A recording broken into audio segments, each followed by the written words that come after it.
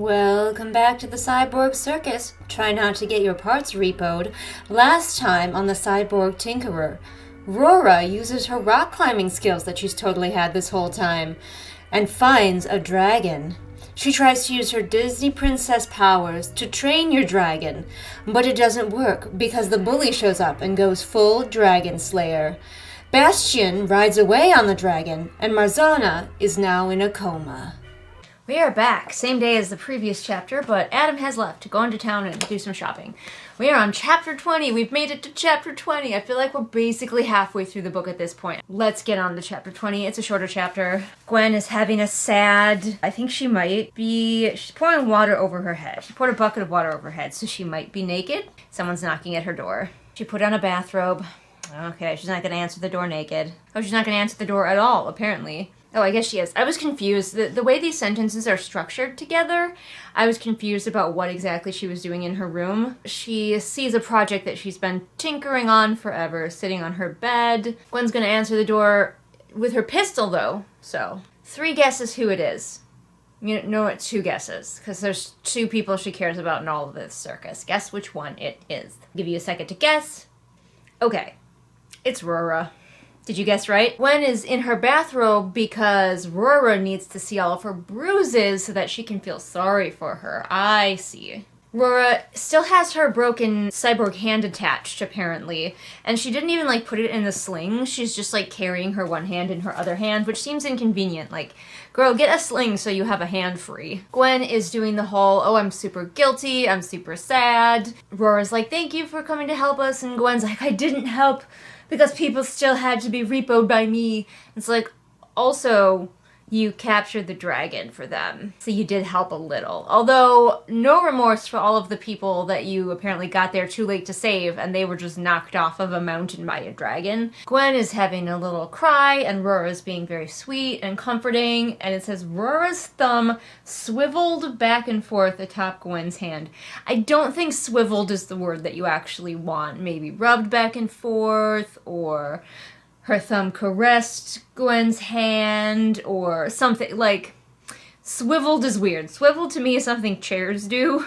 I am pretty surprised that the girls have been together for about 2 pages now, and neither of them have been noticeably horny.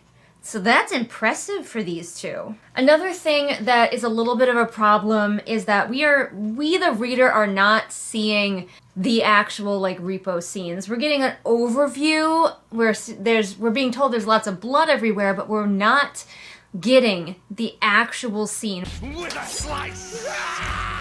Snip! Eeny, meeny, miny, moe! We're not watching the sinew tear. We're not watching the bones break. An author who's really good with gore could make those scenes so violent and sort of beautifully violent. That would make us, the reader, a lot more sympathetic when Gwen is so torn up about having to do it. You cannot count on us, this is the unfortunate thing, sympathizing with a character having had to kill, because characters in books have to kill all the time and we become desensitized to it. Once again, my memory card is running out of juice. Gotta go empty it, but I'll be right back. While I'm replacing the memory card, I was watching a review the other day of someone else who reviewed this book recently, and they mentioned something that I didn't really exactly pick up on, but yeah, it's, Gwen, especially later in the book, she definitely becomes a big old Mary Sue. She's just the very best, no one ever was. But at the beginning, we have her repoing people's parts and doing these complicated surgeries that she's never done before with no plan and without the right tools. She does more surgeries in a night than I think even the best surgeon in the world right now could do, and they're highly trained. She's just winging it, and all of her patients survive. Okay, we're back. Memory card has been cleared again. But before we get back to reading, as I recall, I was talking about how you should show your reader things you want them to care about. So convince us that Gwen is really connected to these people and wants to save them. Convince us how horrible it is, what she's doing to these people. Because we're not seeing it, Gwen can tell us all day that she feels guilty about it. But, like, we need to experience that with her. I guess we don't need to, but that's the best way. Like, reading this, I feel nothing about any of the people that she repoed because they don't have names, they don't have faces, we don't watch her do it. So there's no connection to them. They might as well be Barbie dolls that she's taking apart. Aurora isn't even bitter about her hand. Like, I mean, maybe she is once more in her point of view, but right now, she's, like, thankful that Gwen kept her hand working as long as she did. And now it's been crushed by a dragon. So if I was Aurora, I would be bitter about that. But maybe she's just hiding her bitterness to try to comfort Gwen. Because Gwen is also very upset because Marzana hasn't woken up yet, and Gwen blames herself, like, why didn't I fix the foot properly? Blah, blah, blah. You didn't know how to fix it properly, ma'am. Because nobody trained you, you are not a cyborg tinkerer. Of all the things to blame yourself for, that one is pretty tenuous. You should be mad at Bastion for hiring someone who had no idea what they were doing? He spent money on you. He bailed you out of prison only for you to be not very good at your job because you have no idea what you're doing. Oh gosh, we're just going full onto romance. I don't buy their romance. At least that is built on anything aside from mutual horniness. But Aurora is like, the first time I saw you, something inside me changed. After just one look at that giant badonkadonk. That the Grinch's small heart grew 3 sizes that day. I've made plenty of friends in my time of the circus, but I've always felt alone. I never realized until the first time we spoke. You sparked something inside me. I felt something I hadn't felt in years, perhaps longer. You made me feel cherished. When and how? Like, okay, maybe when you were princess carrying her onto your skimmer. When did this cherishing happen? I'm gonna need to see some proof, some receipts, please. And of course, we all know what the secret project was that Gwen was working on. It's a new hand for Aurora, and Aurora spots it. I don't know where she's getting the parts from. I don't know how she's assembling it with no expertise, but she is. Perhaps a tinkerer with the appropriate skill set to create refurbished implants, under the assumption that there were enough parts lying around. Fortunately for Gwen and Aurora, there were. I thought that the mistress made it clear that they were not to be reusing any parts, that she was, like, taking them all. But I guess there's just cyborg parts laying around that can be assembled into a whole cyborg hand. Super easy, barely an inconvenience. Again, where, receipts please, she deeply cared for the acrobat and she'd do anything to help her. We don't need this. Today has sucked, Aurora said rather bluntly. We don't need rather bluntly. Today has sucked is a nice short sentence that just feels very blunt. We don't need to be told it was blunt because it feels it. It's hard to mess up how to read that sentence. And then we have another praise session where Aurora just, like, lifts Gwen up and tells her how awesome she is and all the great things she's done, and then ends with, I believe in you. Aurora is completely on board with getting this new hand. Now granted, her old one is basically in tatters, so obviously she'd want a new one. But I would be extra cautious if the person who didn't even know how to fix my friend's foot until, like, this morning was assembling a new hand for me. We are reminded again that she deeply cares, not just cares, deeply cares for Aurora. But they start installing the new hand, so we went an entire chapter with these girls without any horniness. Man, I started putting on my horniness tabs too late. All the good horniness was in the beginning of this book. There were no sexy times either. They just talked and had feelings, and talked about how deep their non-existent relationship is. I feel like any kind of relationship, you kind of have to help your readers understand why two characters like each other, and if it's just horniness, then it is just horniness, but, like, they're acting like they are, like, bosom companions who completely trust and love one another. I feel like Meg wanted to have established relationships sooner than we were ready for in this book, and an easy way to have dealt with that would be to have Gwen already know Aurora. Maybe they had met before, maybe they had dated for a little while, something a little bit more solid, so that it wasn't her just, like, coming out of the gate with a stranger and them suddenly being, like, deeply, passionately in love. But that's all for that chapter. I will see you guys next time with the next one. Bye! Hello and welcome back for more Cyborg Tinkerer. Today my hair has shamed my family so much that I've just gone full emo and I'm hiding it completely. I don't think I actually have any big points that I want to bring up before we start our next chapter for once, so let's just dive right in. Adam is here, by the way, off screen. Hello. He may say things, he may not. The cats will say things. Alright, chapter 21. And we have horniness right away. Okay, we're making up for the lack of horniness in the last chapter with immediate horniness in this chapter. Aurora is still in Gwen's office/bedroom. Unclear where she sleeps, but obviously she wakes up in Gwen's bed, so obviously she's thinking about sexy times. Gwen, by the way, is being a perfect lady and is asleep on the floor. But for all of you people who are excited about the only one bed trope, maybe this is your chance. She's smelling her blankets.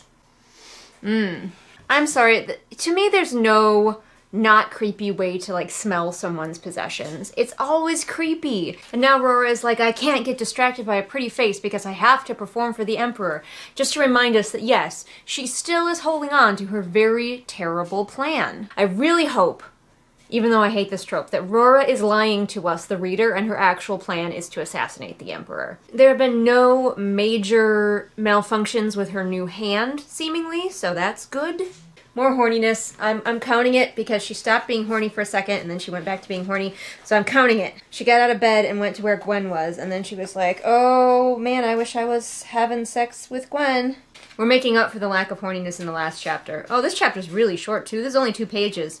2 pages and we've had 2 instances of horniness. We keep waffling back and forth between whether she has a new hand or a new arm. When she was fighting the dragon, her hand was crushed. It was clearly her hand they were talking about. And in the last chapter, we were installing a new hand.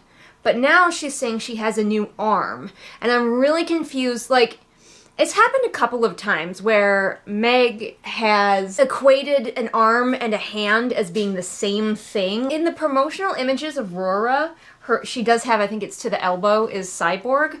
Her hand was the thing that the dragon crushed, and most of the time when it's mentioned, it's just her hand that is a cyborg part. So we're really unclear in this book exactly what parts of Aurora are cyborg parts. So that chapter was 2 pages. We're just going to go straight on to chapter 22. Unintentional rhyme. Gwen peered down at her steeping morning brew, which smelled suspiciously like last week's stew. Yeah, there's a healer, like, on staff. He has a name now. His name is Barbosa. Welcome aboard the Black Pearl. And she's eating with the rest of the tech crew, so that's Bastion, Barbosa, and I'm just like, where is he, and why is he not allowed to help her take off the cyborg parts? Because I get that the mistress does not care who survives, but one would think she would want the cyborg parts to be in the best condition possible, so wouldn't having a healer around help with that situation? Also interesting in this world that they're called healers, not doctors, not nurses, not physicians. Healers, which again is a very fantasy word, but we refuse to be a fantasy even though we literally just fought a dragon with a sword and shield.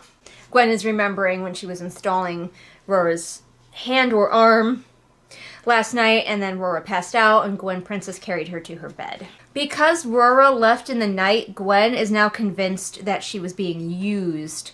Like Aurora just wanted a hand, which that was the original plan, but abandoned almost immediately because Aurora realized that she was real bad at seducing people. Or at least we certainly realized that. So now Gwen is all like, oh, she left without, I don't know what, kissing me, fucking me, whatever. So she must have just used me for the free hand that she didn't even know I was making. I feel so used. Whoa, we have a she boobed boobishly moment where it sounds like a men writing women kind of thing. Gwen leaned forward so her breasts pressed against the tabletop. Does that count as a horny moment? I don't think so. It counts because they're trying to bring attention. The main character is trying to bring attention to their own boobs. Adam thinks it counts as horniness, so we're counting it as horniness. We already have more orange tabs than I think any other color tab. Just gotta get those titties right there for everybody to see. Nobody seems to care. Bastion, she thinks Bastion's being a prude because he's like, I'm monogamous, so if you're gonna be with Aurora, you can't be with me. And Gwen's like, that's boring and you're a prude. Which is kind of rude in my opinion. I realize that everybody in the circus is supposedly just like having sex willy-nilly, but you are allowed to be monogamous. You know what these masked watchmen remind me of? Me show a clip of the Howl's Moving Castle creatures with like the masks on. The mistress is here interrupting everybody's breakfast. Gwen just decided to disassociate. She didn't decide, but she, like, seeing the mistress made her go into, like, a panic state, and she completely missed whatever the mistress was saying, so that we, the reader, are surprised when we find out what the next competition is going to be, I guess. It also gives Bastian an opportunity to use his perfect boyfriend powers, and, like, he can tell that she's freaking out, so he moves into the seat next to her and is holding her hand. But gosh darn him wanting to be monogamous. She didn't miss what the mistress was saying. We were told she did, but now she is now paying attention because Bastian is walking her through some breathing exercises. The mistress is saying that they are going to perform for the final competition, which finally something makes sense, on a planet called Jinx, where it's just like pirates and lawlessness. That's always fun. So like a Borderlands planet. Another ain't no rest for the wicked until we close our eyes for good. So for the first time, we're actually having a competition that kind of makes sense. The mistress is like, you have to go to this bad place and entertain these people, and then they get to decide the best acts. That makes sense for a circus. All of the competition should have been something akin to this. It'd be like, we're going to audition you for a play, but rather than having you show off your acting skills, we're going to have you partake in a marathon. Now, of course, we've mentioned it before that the mistress is obviously not doing this to actually pick out the best acts, but she's doing this so she can repo all of their parts. That much is obvious to the reader, I think, immediately. The problem isn't that. The problem is that no characters question it. None of them go, oh wait, shouldn't these be circus acts or something like that? They're all just like, yep, this makes perfect sense that we're being asked to do these ridiculous, out-of-place things in this competition. This comes back to your characters too dumb to live. Like, they don't question it. A good rule of thumb is if your reader is going to be wondering why your characters don't question it, maybe you need to rethink your scenario. Meg is spending a lot of time reminding us of the stakes, and it is a good idea to occasionally remind your reader of all of the stakes, especially if you have a lot going on, like in this book. But she reminds us so often because I think that she can sense that her readers might not care, but she doesn't quite know how to get it into the text enough to make us care on our own. And again, like we talked about, the way to make your reader care is to show them more of what the stakes are. So like I said, show us Gwen taking people apart instead of just telling us that she does. Like, really show us what could happen. So for the first time, Gwen is doubting the competition, this particular, like, trial, because she thinks that they will be stripped by pirates before they even get there. But she said, why would this be a proper test of skill for the Emperor? Because you're performers and you're going to perform for him. At least you think that that's what's going to be happening. So why wouldn't performing for people be a good competition? I guess Gwen doesn't have watchmen following her anymore. She and Bastian walk together and they see lots of watchmen just like standing around like statues. We all know they're just mindless zombies at this point. Obviously controlled because of the chip in their brains that's supposed to control their cyborg parts, but the mistress has obviously hacked it to turn them into her minions. Seems pretty obvious, right? But, like, wasn't she being followed by, like, 2 of them? I guess they got bored. I don't know. Oh, no, they're back. Never mind. They didn't follow her. They were just waiting for her outside her room. This is a fairly common trope. We have the main character who's, like, very intense and is like, we have to do this, this, and this. And then there's another character who's like, no, we can't. It's dangerous. We have to go slowly. We have to be logical. And the main character gets mad at them. But, like, I'm always on the side of the methodical, slow-moving one who's like, we can't just charge in guns blazing. Gwen is obviously the one who wants to go guns blazing, and Bastian is being logical, and we're supposed to, I think, get mad at him for being so, like, apathetic, but she's not asking him for his thoughts and ideas. She's just assuming he doesn't care. So she says, come back to my room tonight, and I'll tell you my plan. I'm sure it'll be great. And now she goes to see Rora, and Rora's being sort of standoffish, and I'm sure it's because she saw Gwen with Bastian. Nobody knows how to handle their feelings in this kind of story. Gwen tells Rora to also meet her in her rooms tonight, because for some reason tonight the zombie watchman will not be as effective. I don't know. Akio is there too. He's barely a character, but he's also coming. So that's happening. They're gonna go meet in her room and come up with a genius plan to escape this dangerous situation they're in. But look at how many tabs for horniness we have. Imagine how many we would have if I had started at the beginning of this book. Oh my goodness, I'd probably need a different color. But we're gonna stop reading for today, and I will see you for the next chapter. It's now the read-along unless I dye my hair at least once. Never dyed my hair before the apocalypse, and now it's just like whenever I feel like it. Chapter 23. Somebody commented on one of my videos today, like an hour ago. Probably a plotter, I would assume, mentioning that, you know, oh, you pantsers, you have more to edit out of your book at the end because you don't plot it ahead of time. First of all, they came at it as though that was a bad thing because, like, everybody has to edit. So if we have to edit anyway, who really cares if I have to edit out a few more things? Which I don't even know that I do at this point. I have done 0 studies about whether I edit more than anybody else. Just looking at this book, was this book plotted or pantsed? If I was to guess based only on stereotypes, it feels very pants, not plotted, because it just kind of meanders. But that's a stereotype, and plotted books can meander too, as we have learned from the Savior series. So I think the lesson we take from this is maybe we should just stop stereotyping the kind of books you end up with a plotter or a pantser and agree that everybody writes different kinds of books. And anyone's book could be rambly and need scenes taken out, whether it was pantsed or plotted or whatever, like this one. Anyway, that was a rant for no reason. Maybe I'll leave it in, maybe I won't, but we're on to chapter 23. Who are we with? I think we are with Aurora this time. Yes, we're going to Gwen's rooms to hear about her genius plan. Aurora's, like, somehow Aurora found herself saying yes to Gwen, despite her intention to keep a distance between them. Like, these characters, they have tons of those moments where they're like, I don't like you anymore, oh, you've betrayed me, but they get over it immediately, and you think I would like that because I hate those dumb contrived, like, oh, we have a mild misunderstanding and now I hate you. I hate those things. But if you're gonna have them, they should maybe last more than a minute. Maybe now would be a great time for Aurora to realize that deep down she knows the Emperor probably won't change his mind. And it would be really cool if she was like, admitted to herself even a little bit, like, maybe I don't completely trust. Some part of me doesn't completely trust that the Emperor is going to be on my side. But no, it's just sort of like, Gwen's hot.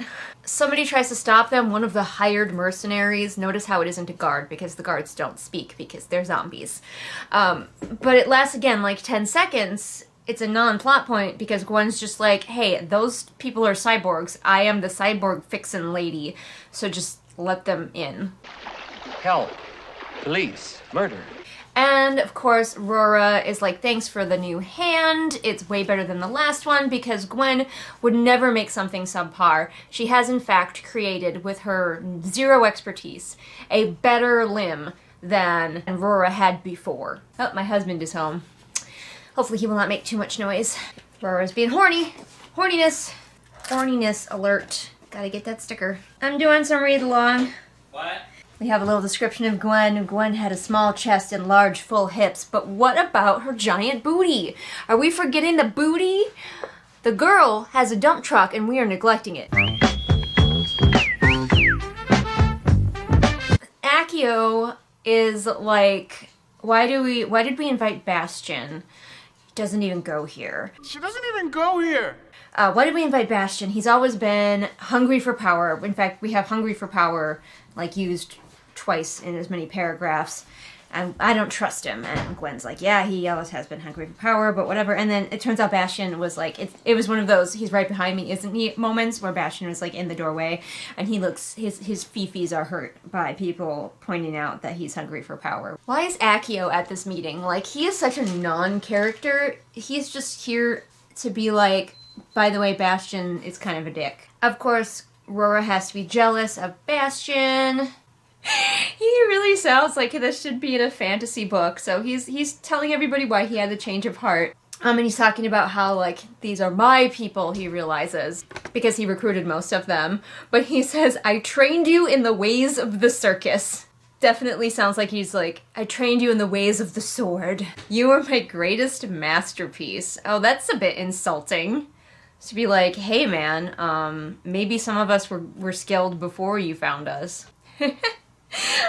Aurora asks, why us? Why not help anyone else? And I really wanted Bastion to be like, well, you're the main characters, so... Charge into battle with the double standard held high. So our characters are being very hypocritical because they're like, we have to save all the cyborgs are our family. But their plan to do it is to sabotage Abercan and his people so they lose. So they'll still die, But they're cyborgs who are in the circus, but fuck them, I guess, because they're mean for no reason. Their plan isn't to take down the competition. Their plan is to make sure the right people lose it. Stop listening after you said we need a plan. So Aurora has a problem with this plan, not because she realizes how hypocritical it is, but because that would be cheating, and she doesn't want to succeed by cheating, because she still thinks that she's going to perform before the Emperor and everything's going to be fine. Even in a smutty book, people can be lawful stupid. She is lawful stupid. Deceivers! This ends now! He's over there! Thou shalt die 1,000 deaths, Shadow Spawn! For anyone who's not familiar with this D&D term, lawful stupid refers to a player that plays a lawful good character in such a way that the character makes decisions that are quote-unquote good in defiance of logic, in defiance of the party's safety. They're always there to make terrible decisions that annoy the crap out of the other players because they're quote-unquote playing their alignment, when what they're really doing is just being obnoxious. It's hilarious that everyone was like, Bastion is going to sabotage our plans, and Aurora is the one who's too lawful stupid to go along with them. Darn. So finally we find out why Gwen is really doing this. She goes over to Aurora and she's like, looking her in the eyes, big sad puppy dog eyes. I'm doing everything I can to keep you safe. I don't know what I would do if I lost you. So she's just basically admitting she doesn't really care about saving any of the other cyborgs. She literally is just doing this to protect Aurora. On the one hand, yeah, characters that are selfish are more interesting, but on the other hand, Bastion and Accio are standing right there. If you keep telling us what Aurora was going to try to do, it only makes us remember how badly she didn't do it. The plan had been to seduce Gwen, coerce her into making a new cyborg hand, and then put all of her focus into winning the competition. That plot point lasted like a minute. You two were too horny for each other for that plot point to really work. Of course, after they're finished with the planning, we don't get to hear the plan because it's more, at least Meg understands that it's more fun to let us see the plan unfurl. Afterward, of course, the performers leave and Accio doesn't want to talk about the plan or anything like that.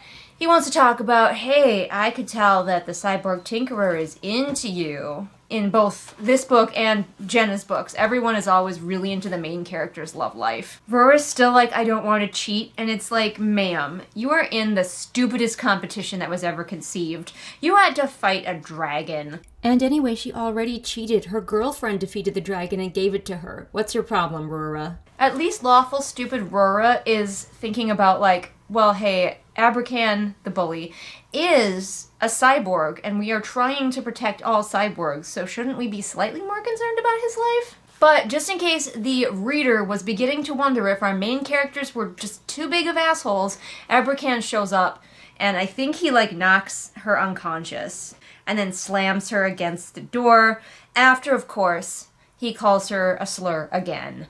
Just so the reader has no doubt that we are fine if he dies.